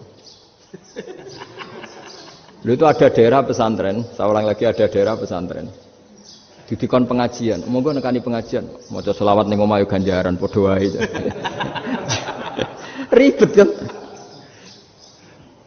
Mau dibantah itu benar. Mau dibiarin ngerusak tatanan. Jadi saya mohon sekali ya, jadi ilmu itu diperbandingkan supaya perbedaan-perbedaan itu biasa. Dulu Imam Malik itu punya murid namanya Imam Syafi'i. Itu dalam banyak hal. Itu perbedaannya tajam sekali. Ya saya ulang lagi, dalam banyak hal itu perbedaannya tajam sekali. Misalnya begini. Ini terakhir percontohan saya fikih, nanti dikaji sendiri. Ada seorang A'rabi, Ja'a A'rabiyun. Ini di hadis sahih diulang-ulang di semua Al-Kutubus Sittah ada peristiwa ini. Ja'a A'rabiyun ila Rasulillah sallallahu alaihi wasallam faqala ya Rasulullah ahlaktu. Qala wa ma ahlakaka? Qala wa qatu imraati fi nahari Ramadan. Ya Rasulullah, saya ini orang yang rusak. Kenapa? Saya ini hubungan intim sama istri saya ketika masih siang Ramadan. Singkat cerita orang ini dihukum berat sama Nabi. Hukumannya adalah karena dia membatalkan puasa ketika dengan hubungan intim. Sama Nabi dihukum, kamu harus merdekakan budak. Wah, tidak mampu ya Rasulullah, saya tidak punya budak. Jadi ini bukti bahwa agama ini sangat sosial sehingga sebagian kafaroh harus memerdekakan budak. Kamu kalau gitu puasa 2 bulan. Yang baru puasa 2 hari aja kecelakaan malah disuruh puasa 2 bulan. Ya sudah kamu ngasih makan 60 orang miskin. Saya ini orang paling miskin. Kok ini jadi sudah miskin agak hiper lah orang itu. Poso-poso kok gitu. Itu kata ulama kalau orang Jawa enggak mungkin makanannya tempe mendoan enggak mungkin itu. Di Jawa itu enggak mungkin lah ada orang batal puasa karena hubungan intim. Ada istrinya enggak cantik, cerewet, sang lanang mangane mendoan. Itu tidak mungkin, kecelakaan itu tidak mungkin. Tidak mungkin itu. Tapi kalau Arab mungkin karena makanannya daging. Singkat cerita, terus pertanyaannya gini. Kalau batal biasa itu kan bayarnya puasa 1 hari. Kalau batal, tapi kalau batal pakai hubungan intim, pakai jima kalau dalam bahasa fikih, itu kafarohnya berat. Yaitu merdekakan budak atau puasa 2 bulan berturut-turut. Pertanyaannya gini, jima istri itu boleh loh tidak zina. Seorang jima istri itu boleh loh tidak zina. Itu kan hukumannya berat. Nah terus Imam Malik berpikir kalau gitu tidak harus jima dong. Poso-poso ora ana uzur ora ana apa terus nyate. Esuk mangan bakso. Tanpa ada alasan syar'i. Hukumnya harus sama dong. Karena jima hukumnya boleh berarti semua iftar, semua pembatalan puasa yang tidak ada uzur syara' maka hukumnya sama, yaitu sanksinya sama. Masuk akal enggak? Masuk akal dalam mazhab Imam Malik. Dalam mazhab Syafi'i enggak. Mulai dulu jima itu beda. Kayak mertamu nih gone wong, mangan iku oleh, tapi nak nggo bojomu mbok jima niku wis nemen ngawure lah. Tetep beda. Dari Imam Syafi'i itu pokoknya beda, jima sama makan itu beda. Lah ya terus lah. Setelah itu terus ada pertanyaan. Bagaimana kalau makan dulu baru jima? Ribet kan? Makanya itu sampai dibabkan Kitabul Khilaf fil Fiqh, bab merekayasa fikih. Makanya itu perdebatannya orang Hanafi sama Imam Syafi'i juga sama. Ada orang jam segini lapar sekali, kalau langsung makan kan kena sanksi. Ya pergi aja dulu, pura-pura ngaji ke Gus Bah gitu. Nanti kan jadi musafir kan? Wah itu sudah boleh itu kan? Musafir. Padahal enggak. Memang dia pergi itu karena supaya bisa makan. Mau enggak kepikiran ngaji kok tahu-tahu ingin ngaji. Mumpung Ramadan nah. Nah makanya dibabkan. Apakah boleh merekayasa fikih? Tapi fikih bisa apa coba? Dengan status kamu musafir, ya memang boleh iftar, boleh berbuka. Nah itu terjadi terus perdebatan ulama menyangkut fikih. Karena memang masalah furu'iyah. Sehingga termasuk perdebatan kita dalam perilaku. Misalnya adat orang NU kalau habis salam itu menghadap ke kiblat, karena arah terbaik itu kiblat. Tapi sebagian orang Muhammadiyah atau mungkin semuanya menghadap ke makmum. Itu memang teks hadisnya itu kita yang meneliti hadis itu semua syarah itu berdebat. Nabi memuji kiblat itu arah terbaik, oke. Tapi di bab itu Nabi itu aqbala alaina, menghadap ke kita. Lalu pertanyaannya, kenapa menghadap ke kita? Ada mengatakan karena Nabi memang punya tradisi kadang ngendikan. Ya tentu dulu istilahnya tidak kultum, nggak ada istilah itu dulu. 7 menit itu nggak ada.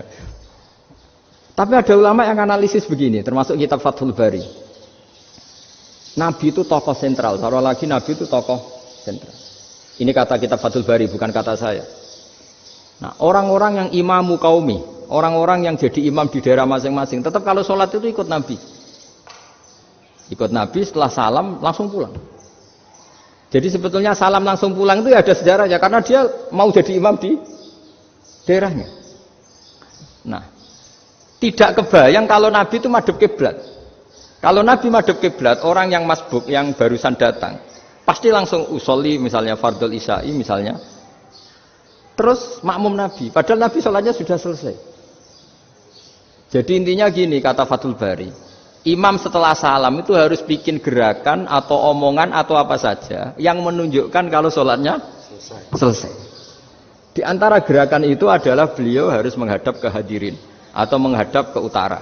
Atau apa saja yang penting menunjukkan kalau sholat ini sudah selesai. Itu fikih. Jadi fikih itu cara menganalisis itu memang unik. Karena kalau Nabi tetap seperti itu, posisi pancet seperti itu, maka orang yang baru datang mengira Nabi masih sholat. Nah, pertanyaannya kalau mereka sudah takbir, malah sholatnya tidak sah. Kenapa tidak sah?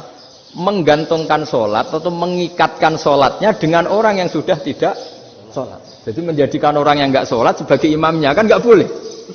Maka Nabi harus memaklumatkan dengan gerakan itu bahwa beliau sudah tidak sholat. Karena orang datang dari berbagai daerah. Jadi nganalisis fikih, fiqhul hadis namanya. Itu ulama itu mau tidak mau debat. Karena pertanyaannya itu kenapa? Ya memang mau apa? Karena yang namanya sosial itu yahtamilu muhtamilatin, ada sekian kemungkinan. Makanya dalam madzhab istimbat itu, ketika Nabi sedekah pakai tamer, pakai kurma, itu ulama mesti ngitungnya tuh kut. Kut itu makanan pokok. Sehingga Imam Syafi'i mengatakan kalau di Indonesia pakai beras misalnya, karena kutil balat Indonesia itu beras. Oke, Imam Syafi'i mainstream. Tapi ketika era Yusuf Qaradawi di Al-Azhar di Mesir sana, ulama-ulama mulai usil. Sama sih ingat Bamun sering gojlokan, lah iya, petani gabah, petani padi, wis melarat wajib zakat. Petani cengkeh, kakao, suga-suga wajib zakat hanya karena yang ditanam tidak makanan pokok. Jadi mulai ada ulama mulai gerah lah, kalau bahasa politiknya mulai gerah. Yang petani miskin gara-gara yang ditanam padi wajib zakat. Yang orang-orang di sana misalnya di Sulawesi karena tanamannya kakao atau cengkeh tidak wajib zakat karena bentuknya tidak makanan pokok. Geger kan di Al-Azhar geger. Akhirnya hampir semua ulama berpendapat ya sudah sekarang ketika Nabi menzakati makanan pokok itu jangan dihitung sebagai makanan pokok. Wa mimma akhrajna lakum minal ard. Apa saja, ma itu apa saja. Makanya kata Yusuf Qaradawi, ma itu apa saja? Makanya semua tanaman yang menghasilkan uang itu wajib zakat. Nah, masalahnya kitab-kitab Syafi'iyah itu sudah mamlu'ah, sudah penuh dengan penjelasan misalnya fala zakata fil khadrawat. Maka enggak perlu zakat untuk kayak kangkung, semangka dan sebagainya. Nah, lalu kiai-kiai angkatan modern kayak Mbah Mun itu sering dapat masukan. Saya pernah dengar sendiri.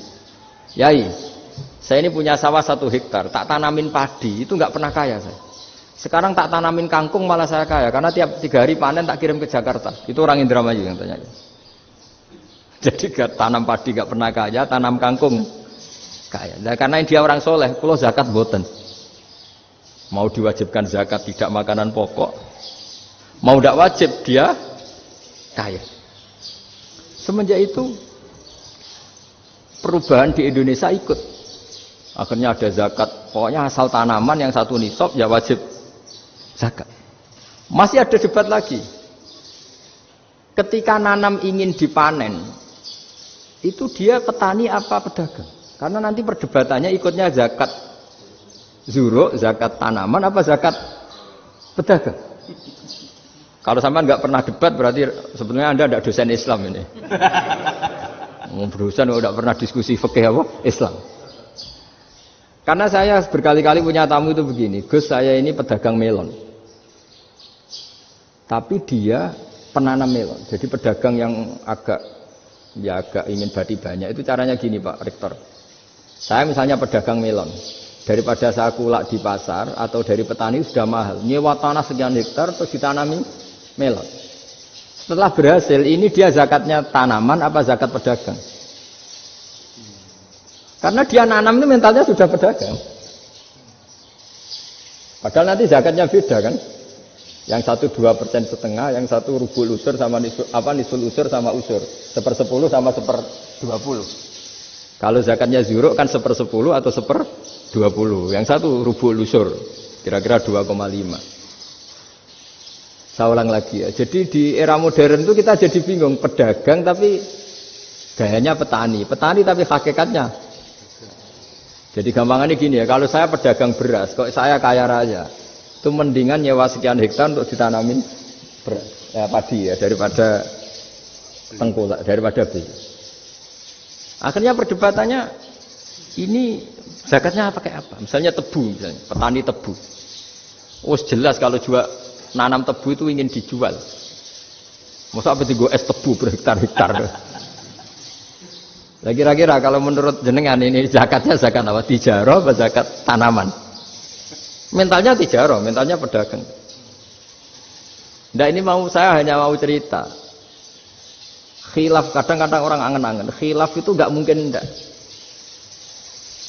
Ya sama seperti NU dan Muhammadiyah selalu khilaf awal Ramadan. Itu memang nggak bisa nggak khilaf. Misalnya begini, saya beri contoh ya. Karena kadang yang khilaf juga nggak pernah belajar. Lucu kan? Tak beri contoh ya. 2001 itu abad keberapa coba? Tahun 2001. Abad 21 abad 20? Abad 21. Jadi meskipun terpaut 1 tahun, padahal abad itu 100 tahun. Nah, pikirannya orang-orang Muhammadiyah seperti itu. Hilal kalau sudah melewati garis ufuk, meskipun setengah derajat atau 1 derajat itu sudah ikut bulan berikutnya. Sehingga ya sudah meskipun sekian derajat sudah dianggap Ramadan. Nah pikirannya orang NU enggak. Harus ru'yah bil fi'li. Itu sebetulnya lagi-lagi sebenarnya enggak masalah NU dan Muhammadiyah, itu di kitab-kitab ya seperti itu. Kita ini enggak biasa goblok ya. Artinya kita yang keluarga kiai tahunya kunut mazhab Hanafi, enggak kunut mazhab Syafi'i. Tapi tahu-tahu ini mazhab NU, ini mazhab itu. Aneh itu menurut kita ini anggap apa? Mana ada Muhammadiyah jadi mustahid, mana ada NU jadi mustahid. Jadi sebetulnya orang tahu semua lah. Kalau Abu Hanifah itu tidak kunut, Imam Syafi'i itu kunut. Imam Syafi'i pernah main di masjidnya Abu Hanifah ya tidak kunut, ditanya kenapa tidak kunut? Jenengan itu presiden kunut, tidak sanggup mati Abu Hanifah. Dulu ya biasa aja. Sekarang geger, ya karena tidak punya kegiatan. Sebenarnya itu nggak masalah, mulai dulu biasa. Saya teruskan ya. Nah, Menurut mayoritas ulama, nunggu ru'yah bil fi'li. Ru'yah bil fi'li itu gini. Mata telanjang bisa melihat, karena agama ini menggantungkan perintah itu sama melihat. Kalau kamu tidak melihat itu bagaimana kena hukum? Ibarat gini, Pak Rektor datang ke rumah saya, tapi saya nggak tahu. Kena nggak saya hukum harus menghormati? Dia datang nggak sembunyi-sembunyi. Saya kena hukum harus menghormati ya kalau melihat, kalau enggak ya enggak. Tapi Pak Rektor tetap bilang, tapi saya hakikatnya datang, jadi saya datang itu. Itu kan ribet. Akhirnya ya sudah, itu nggak ada khilaf sampai mati ada khilaf, karena yang satu menggantungkan hukum itu digantungkan sama tahu. Kalau tidak tahu ya, misalnya baju saya ini hakikatnya ada najis, pas sholat saya tidak tahu, sholat saya sah apa enggak? Sah, karena hakikatnya ya memang saya tidak tahu, tapi hakikatnya ada najis apa enggak? Ada. Ya sudah, itu sama-sama masuk akal. Ada lagi khilaf yang senam muta. Fasyamu salasati ayamin fil haji wa sab'atin idza raja'tum. Singkat cerita ada satu pelanggaran haji yang kata Allah kafarohnya itu puasa 3 hari sama 7 ketika kamu pulang, idza raja'tum, ketika kamu pulang. Dalam mazhab Syafi'i yang namanya pulang itu yang haji sudah sampai rumah. Di mana-mana pulang itu ya sampai rumah. Dalam mazhab Abu Hanifah enggak, ketika orang sudah balik kanan dari Arab Saudi, dari Mekah, ya namanya sudah pulang. Misalnya gini, ini Pak Rektor pamit saya, Pak Haris. Gus, Pak Haris mana? Ya sudah pulang kata saya, padahal sampai pandangan belum sampai depan. Tapi bagi keluarganya belum pulang. Lalu idza raja'tum ketika pulang itu bahasanya siapa? Bahasa istrinya apa bahasa yang ditamoni? Kamu ditamoni orang, terus tamunya mana? Sudah pulang. Tapi tanyakan istrinya, belum pulang. Khilaf-khilaf gini kok jadi geger itu kan goblok banget maksudnya itu. Jadi biasa, jadi itu biasa. Jadi ya karena memang ini bukan masalah akidah, ini masalah furu'iyah, masalah fikih itu masalah furu'iyah. Mau tidak mau harus beda. Misalnya di sholat juga gitu. Wa ayyuqu'udin qa'adal musolli sokhat sholatu. Duduk dengan gaya apapun itu sholatnya sah. Sehingga sampean kalau haji atau umroh, orang Arab itu jenenge duduk ngenak awak di kursi. Duduk sopan ya hanya orang Indonesia loh. Kalau sholat itu masih duduk ala orang tahiyat. Kalau sampean di Mekah, duduknya pakai apa coba? Kursi ya? Oh enak sholat duduk. Karena memang takbirnya di fikih dengan duduk gaya apa saja sah. Makanya sengenak awak duduk di kursi. Ribet kan? Mau tidak disahkan itu namanya duduk. Mau disahkan masa iya sowan Allah kok duduk santai-santai gitu. Tapi mau apa? Ini fikih. Biasa orang lagi ini fikih. Fikih itu ya sudah ini fikih. Makanya kalau ulama berdebat misalnya Abu Hanifah berpendapat sholat itu wajib baca Fatihah apa asal Quran. Dalam mainstreamnya ya Fatihah karena la sholata liman lam yaqra' bi Fatihatil kitab. Tapi cara Abu Hanifah enggak. Faqra'u ma tayassara minal Qur'an, bacalah apa saja yang mudah bagi kamu, asal itu Quran. Sementing gak gending Jawa, gak nyanyi lah gitu. Ya sudah mau apa coba?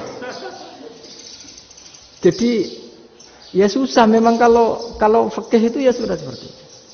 Ada lagi yang masih ekstrim misalnya. Yang namanya menyembelih hewan itu gimana coba? Dari hidup ke mati, apa pasti mati disembelih? Cara mazhab Imam Syafi'i yang namanya menyembelih itu penyembelian harus menjadi sebab kematian. Itu yang sah. Seorang lagi penyembelian menjadi sebab kematian yang syar'i. Sehingga beliau mensyaratkan hewan yang disembelih ini masih punya hayatun mustaqirrah, punya kehidupan yang normal. Sehingga kalau nggak disembelih ya hidup. Sehingga kalau ada hewan ketabrak truk kejet-kejet mesti mati ini buat sembelih. Itu nggak sah karena nggak usah disembelih ya wes mati kan. Karena ini hanya nunggu koordinasi Israel kan, dia kejet-kejet itu kan prosedur itu. Tapi tidak disembelih pun mati. Tapi cara mazhab Malik enggak. Pokoknya anggere jek duwe nyawa jenenge kewan urip. Dengan kamu sembelih berarti matine mergo mbok sembelih. Meskipun nanti ya enggak usah disembelih ya mati. Coba hitung secara ilmu matematika. Kalau enggak disembelih hidupnya 5 menit. Gara-gara kamu sembelih hidupnya langsung mati. Terus dia matinya, cara di persidangan, matinya disebabkan apa? Disebabkan disembelih apa kecelakaan? Oh ya debat toh kamu. Sama-sama UMM aja debat.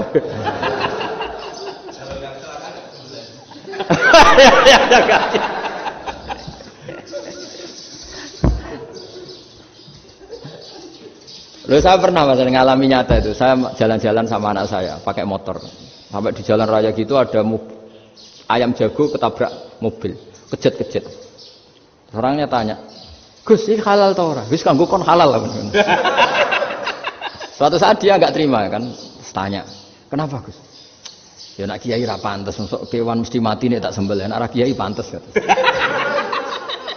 Karena aku tahu kamu tuh gak kiai, mesti motifnya itu mergo jago, jajal cilik gak tak kokno. Ada kan ayam itu bayi kan gak ditanyakan. Kejet-kejet mati rak lah wong cilik wae. Tapi masalahnya ini kan jago. Eman itu. Tapi secara fikih pertanyaannya tadi.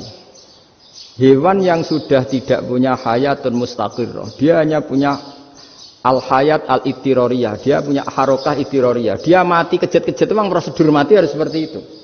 Mbok kecelakaan kayak apa, kalau mati kan kejet-kejet dulu. Nah ketika kejet-kejet ini pertanyaannya ini kan hidup apa mati namanya? Enggak, namanya hidup apa mati? Pas kejet-kejet itu. Hidup. Cara Imam Malik itu hidup. Ya sudah kalau hidup disembelih ya halal. Karena misalnya nanti kalau nggak disembelih matinya kan 2 menit lagi. Gara-gara disembelih mati sekarang. Tetap penyebab kematian itu nyembelih. Penyembelian ini sebab kematian. Tapi kalau Imam Syafi'i enggak, cara berpikir wes nemen, paling roh besok kaget langsung mati. Kalau gitu berarti kamu nyembelih barang mati. Jadi fikih itu kadang unik. Makanya ketika ngitung fikih itu unik ya. Orang keluar mani wajib apa? Mandi kan. Terus Imam Syafi'i ditanya, kenapa kalau orang kelahiran juga harus mandi? Namanya nifas. Fa innal walada waliyun munakidun. Ya anak ya mani yang menggumpal. Bedanya apa anak dengan mani itu? Jadi fikih itu kadang lucu, di rumah-rumah tenan juga lucu. Keluar mani wajib mandi. Berarti kalau keluar anak ya wajib mandi karena hakikatnya anak adalah mani yang mengkristal. Terus usia sudah jadi dosen macam-macam itu kan hakikatnya mani. Itu fikih. Nah terus ditanya, kenapa kalau lahir langsung mati tidak wajib disolati? Ya jawabannya Mas Syafi'i lucu. Di mana-mana sholat itu nyolati mayit. Yang namanya mayit itu pernah hidup terus mati. Kalau itu tidak mayit ya sudah. Jadi kadang, nah iya kan disebut sholat mayit. Yang namanya mayit itu apa? Pernah hidup. Nah ini kan tidak pernah hidup. Maka ya sudah seperti itu. Jadi nggak khilaf itu tidak mungkin.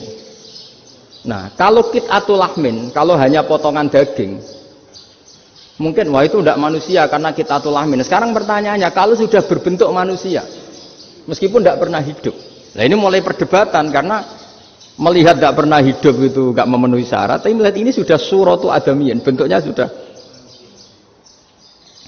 Nah kira-kira gitu perdebatan fikih. Makanya dulu awal mula zaman sahabat itu sudah debat. Masyhur kan Nabi ada kontingen ke Bani Quraidah. Ya kalau kira-kira saya minta Pak Rektor kamu jangan kalau ke Malang jangan sholat asar kecuali sampai Tuban. Sebelum Tuban ternyata matahari mau tenggelam. Terus Pak Rektor milih wah sudah sholat di Bulu. Padahal belum Tuban. Padahal saya bilang jangan sholat asar kecuali di Tuban. Yang Pak Haris enggak tetap sholat di Tuban meskipun matahari sudah tenggelam. Karena Nabi menyebut Tuban. Singkat cerita, zaman itu kan Bani Quraidah. La tusolliyanal asra illa fi Bani Quraidah. Kalian semua jangan sholat asar kecuali sampai Bani Quraidah. Ternyata di tengah perjalanan matahari sudah mau tenggelam, kira-kira kurang 2 menit atau 3 menit. Sahabat-sahabat, sudahlah kita sholat asar di sini. Kalau sampai sana pasti sudah tenggelam, separuh sholat. Yang separuh enggak, kata Nabi harus di Bani Quraidah. Ya sudah nunggu di Bani Quraidah meskipun matahari sudah tenggelam. Sehingga kita 2 kelompok ini matur, ya Rasulullah kita ngalami ini perdebatan gini-gini. Di semua riwayat, di hadis-hadis sahih disebut falam yu'annif wahidan minhuma. Nabi tidak menyalahkan salah satunya atau nggak menyalahkan dua-duanya. Itu bahasa Indonesia juga ribet, yang benar gimana itu? Nggak menyalahkan salah satunya, apa nggak menyalahkan dua-duanya? Gimana bahasa benernya itu? Salah satunya. Salah satunya itu dua-duanya? Ya. Enggak, kalau bahasa Indonesia tidak menyalahkan Kedua-duanya. kedua-duanya apa salah satunya yang benar? Kedua-duanya. Kedua-duanya. Bahasa Indonesia itu ya kadang ruwet ya. Orang pinter kayak Pak Habibie itu namanya ya orang luar biasa. Nanti sekolahnya orang-orang idiot itu ya sekolahan luar biasa. Orang pinter banget bahasa Indonesianya ya luar biasa. Kalau sekolah untuk orang-orang yang idiot juga luar biasa. Jadi kalau dipuji luar biasa itu gak jelas ini luar biasa ya. Gak jelas kadang bahasa kita ini kadang ya gak jelas. Nah itu gak menyalahkan dua-duanya apa salah satunya? Keduanya. Tidak menyalahkan kedua-duanya. Misalnya dibahasakan gak menyalahkan salah satunya, benar apa salah? Benar. Benar, ya sudah benar semua. Jadi itu bukti bahwa ijtihad itu boleh. Saya ulang lagi, bukti bahwa ijtihad itu boleh. Padahal ini jelas, yang satu harus sholat asar, padahal matahari sudah tenggelam. Makanya di antara fikih unik itu begini. Saya ulang lagi fikih unik. Saya menyaksikan betul ketika ada orang tanya Mbah Mun saya ini Kopassus. Kadang latihan itu sampai waktu zuhur habis. Saya harus bagaimana? Gayanya Mbah Mun itu unik. Sementing ojo ngosor sholat. Engkau ya ojo niat jamak. Atok kodok katanya. Singkat cerita terus orang ini diskusi sama saya karena ini ya alim pernah mondok. Kenapa qashar tidak boleh? Karena qashar itu ekstrim, merubah bentuk sholat dari 4 menjadi 2. Maka alasannya harus jelas. Harus jelas itu orang yang latihan di Kopassus itu kan dia sudah berasrama di situ. Berarti dia sudah tidak musafir karena asramanya di situ, sudah mukim. Kalau dia qashar itu merubah bentuk sholat dari 4 menjadi 2. Merubah itu ekstrim. Tapi kalau dia qadha itu hanya mengakhirkan sholat dari waktunya. Kira-kira kalau kamu jadi malaikat, ekstrim mana? Merubah sama menunda? Ekstrim merubah kan? Karena 4 menjadi 2. Terus ojo jamak takdim, tapi jamak takhir. Itu juga penting.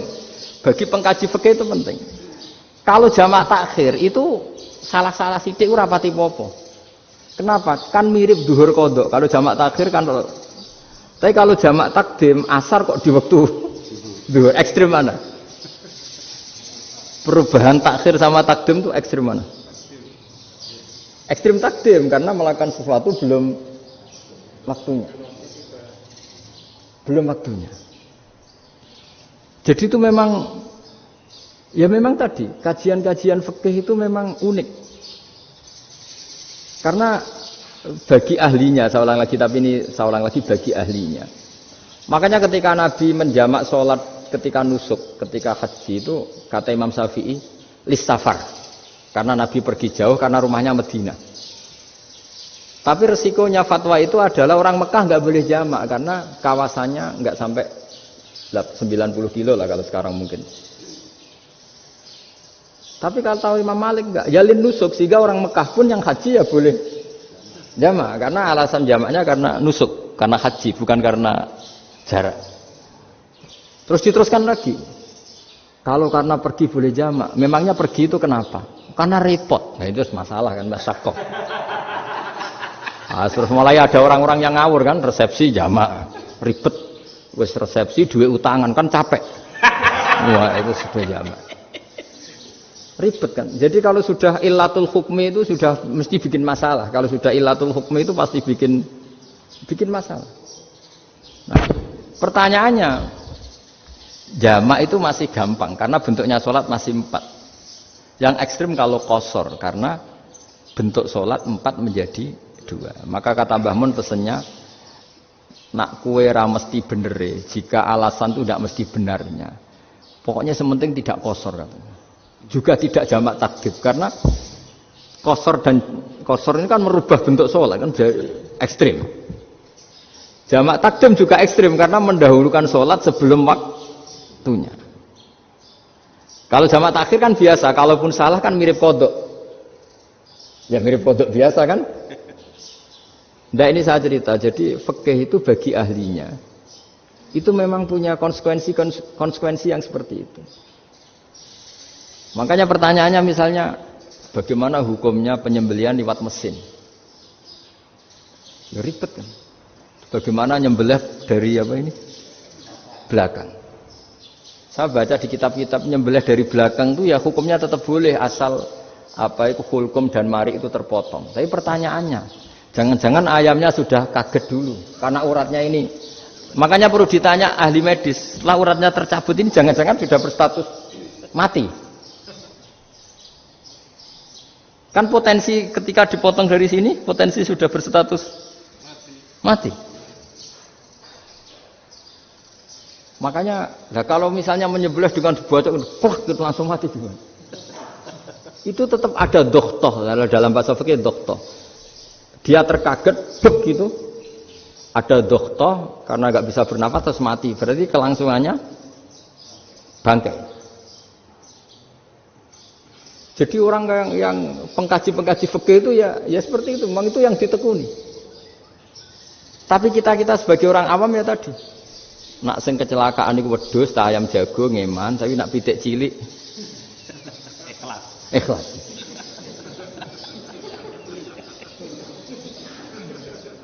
Makanya ada pertanyaan orang-orang, saya pernah ditanya itu ya bingung tenan. Gus, kalau ada orang mati oplosan misalnya, jenengan datang sholat enggak?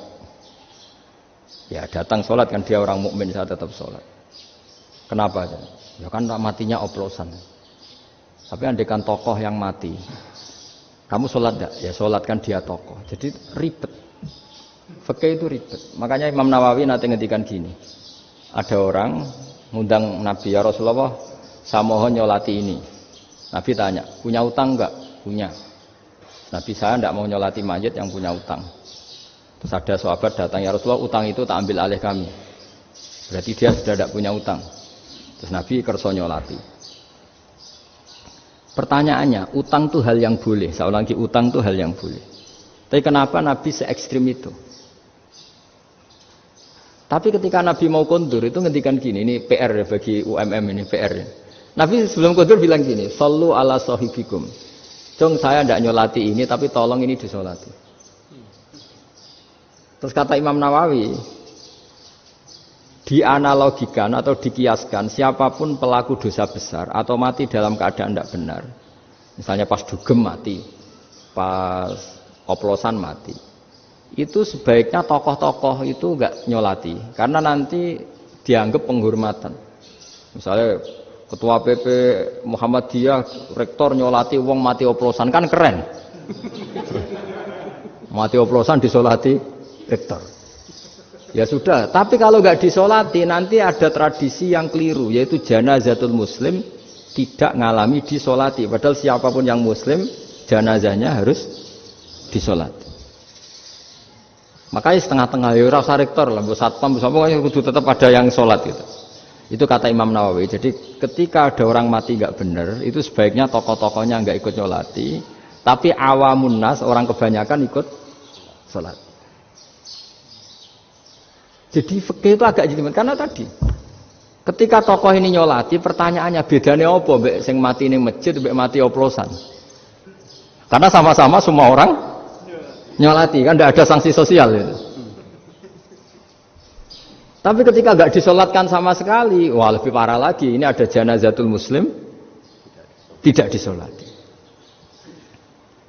Sehingga kata Imam Nawawi, ini hebatnya Nabi tengah-tengah. Jadi Nabi kundur, jong saya tidak nyolati tapi sallu ala sahibikum. Ya tapi ini kamu harus nyolati. Kata Imam Nawawi, orang yang mati bunuh diri, orang yang mati oplosan, orang mati secara enggak benar itu asal dia muslim tetap wajib disolati karena solat ini hakul muslim. Kan seorang muslim diantara haknya apa? Ketika mati dikafani, dimandikan, disolat. Tapi ini masalahnya matinya pas murtakibul kabiroh, pas melakukan dosa besar. Dan itu sebab kematiannya. Kalau dia oplosan, kan sebab matinya ya karena oplosan. Ya kan terus ribet. Mau disolati oleh, apalagi misalnya kita ketua ulama, kemudian terkenal wali, wah keren, mati oplosan disolati wali, kan ribet kan? Nanti yang repot malaikatnya. Itu ya, ini yang nggak kata bahaya. Saya pernah baca kitab itu yang repot malaikatnya. Itu ada yang bilang gini, orang yang punya hutang itu pasti nanti hisabnya berat, diaudit malaikat sampai bisa nyaur hutangnya. Sementara malaikat kena konstitusi, kalau Nabi mendoakan harus mustajab. Ini kan ada dua hukum yang berlawanan. Sekali Nabi berdoa, Allahumma ighfir lahu warhamhu, itu harus dituruti malaikat. Enggak boleh doanya Nabi enggak dituruti malaikat.